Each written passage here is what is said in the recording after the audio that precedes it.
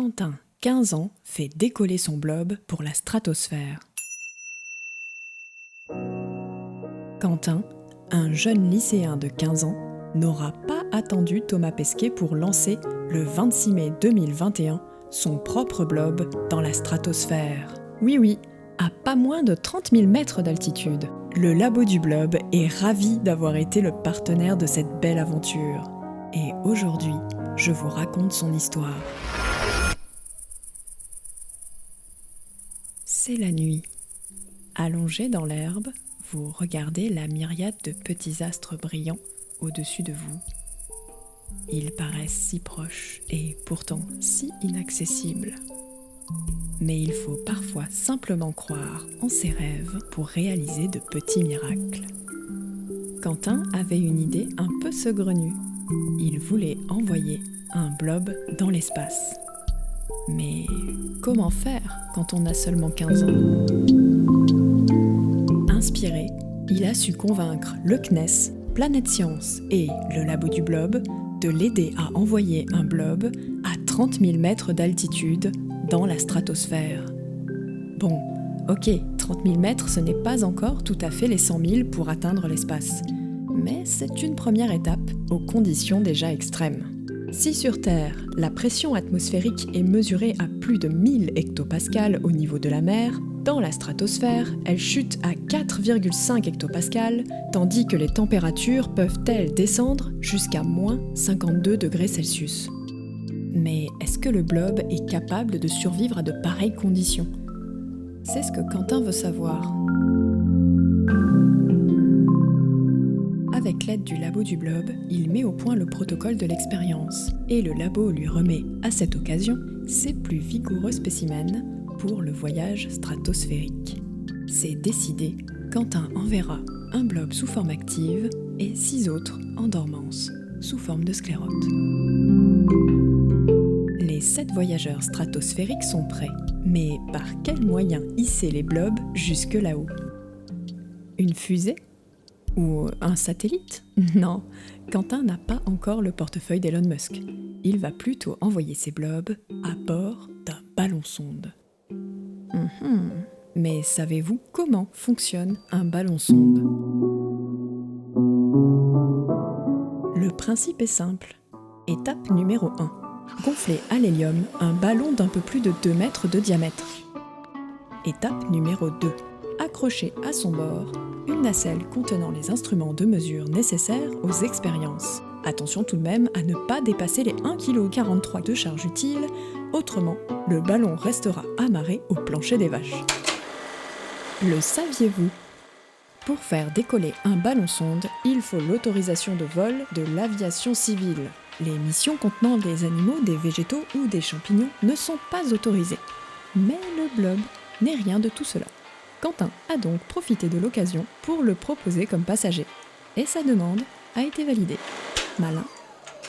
Ok, checklist. Les autorisations de vol sont validées ? Check. Les blobs sont installés à bord, confortablement ? Check. Et le ballon-sonde est bien gonflé ? Check. Alors, lâchez tout.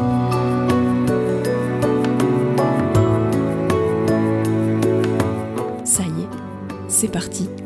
Grâce à l'hélium, plus léger que l'air, le ballon s'élève progressivement à une vitesse de 5 mètres par seconde. Waouh! Votre ballon a maintenant atteint la stratosphère et les caméras embarquées filment de sublimes images de la Terre. Depuis la stratosphère, la distance est suffisante pour en apprécier sa courbe et son halo bleuté. C'est incroyable. Un seul petit souci à l'horizon. Comment allez-vous faire redescendre votre ballon ? Avec un tir à la carabine, peut-être ?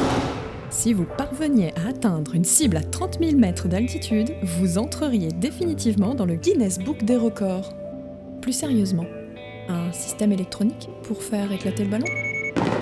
Non, la solution est beaucoup plus simple. En fait, il n'y a rien à faire. La physique s'en charge pour vous. Oui, pensez-y. En l'état, votre ballon-sonde est en quelque sorte déjà programmé pour redescendre.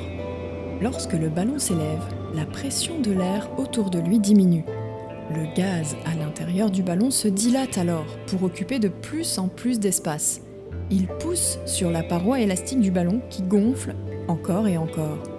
Dans le cas de Quentin, son ballon-sonde a dépassé les 10 mètres de diamètre. Arrivé aux environs des 30 000 mètres, la pression est telle que le ballon éclate et son pactage redescend précipitamment. Mais maintenant que la nacelle est en chute libre, qu'est-ce que vous allez faire ? Pas de panique. Vous êtes une personne prévoyante. Un parachute se déploie pour ralentir la nacelle. Car oui, si la physique vous aide à initier la chute, elle vous sauve encore la mise pour l'amortir. Ok, ça c'est la théorie. Mais pour le ballon sonde de Quentin, est-ce que le plan s'est bien déroulé ? Ce que l'on peut affirmer, c'est que le parachute s'est bien déployé. Mais la nacelle a connu quelques fracas. L'éclatement fut si violent qu'il propulsa le blob éveillé et 5 des blobs en dormance hors de la nacelle. Adieu, voyageurs stratosphériques. La nacelle continue d'aborder sa descente et il ne reste maintenant plus qu'un seul blob à bord. Même pour se rescaper, rien n'est encore gagné. La nacelle est équipée d'un émetteur GPS. Armée de ses coordonnées de localisation en temps réel, la traque de la nacelle commence. Et cette étape réserve bien souvent des surprises. Depuis quelques minutes, la localisation semble toujours indiquer le même point. Si la nacelle est à l'arrêt, c'est probablement qu'elle vient d'atterrir. Après 3 heures de recherche, Quentin aperçoit enfin la nacelle. Eh dis donc, Jamy, moi j'ai juste un petit problème, c'est que la nacelle, je la retrouve pas, hein. T'aurais pas vu où elle est tombée ? Eh bien, je vais peut-être vous surprendre, mais elle est tombée du ciel. Moi, je sais. La nacelle de Quentin est tombée au sommet d'un grand pin de 15 mètres de haut. C'est finalement à 23 heures que Quentin rentrera chez lui, victorieux, la nacelle sous le bras, contenant le dernier... Oh non, le sclérote a disparu ? Oh non, pas ça! Pas aujourd'hui, pas maintenant, pas après tout ce que tu as fait!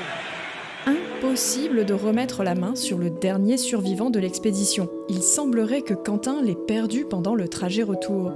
Aïe, comment faire si l'expérience est fichue ? Mais c'était sans compter sur la bonne étoile de Quentin qui veillait sur lui. Quelques jours plus tard, les youtubeurs Seb et Indiana Fraise entendent parler de sa déconvenue. Ils préparent eux aussi l'expédition d'un ballon-sonde. Et comble de chance, il leur reste un peu d'espace pour permettre à Quentin d'embarquer de nouveaux blobs dans leur nacelle. C'est reparti. Quentin assure ses arrières et expédie cette fois-ci 32 blobs en dormance. Le ballon mène son ascension sans encombre jusqu'à l'explosion et de nouveau 12 blobs sont expédiés hors de la nacelle. Décidément. Mais Quentin en récupère tout de même 20. Sont-ils toujours vivants ? Une fois de retour chez lui, Quentin tente de réveiller l'un des blobs. Et c'est un succès! Quentin vient de prouver que le blob pouvait survivre à des conditions stratosphériques atteignant les moins 52 degrés pendant au moins 30 minutes. Un véritable exploit. Quentin ne souhaite pas en rester là. Depuis quelques semaines, il a ouvert une association, Strato-M. Il propose aux entreprises de lancer leurs propres ballons-sondes et les bénéfices servent à financer ces nouveaux projets d'expérience. Le Labo du Blob est ravi d'avoir pu soutenir Quentin dans ses 2 premières expéditions. Les premières d'une longue lignée, j'en suis persuadée. D'ailleurs, un cirque, un restaurant et même la chercheuse Audrey du Sutour ont déjà pris leur ticket.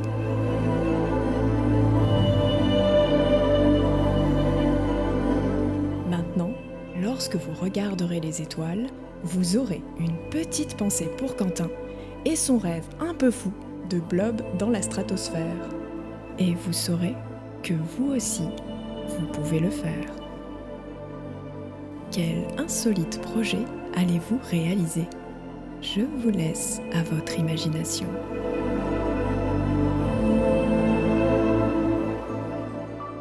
Envie d'aventure ? adoptez votre intrépide compagnon astronaute, car oui, c'est possible, sur lelabodublob.com. Et profitez-en pour vous abonner gratuitement à la Gazette du Labo pour encore plus d'histoires inédites directement dans votre boîte mail. Retrouvez aussi le Labo du Blob sur Facebook, Twitter, Pinterest et Instagram. À tout de suite.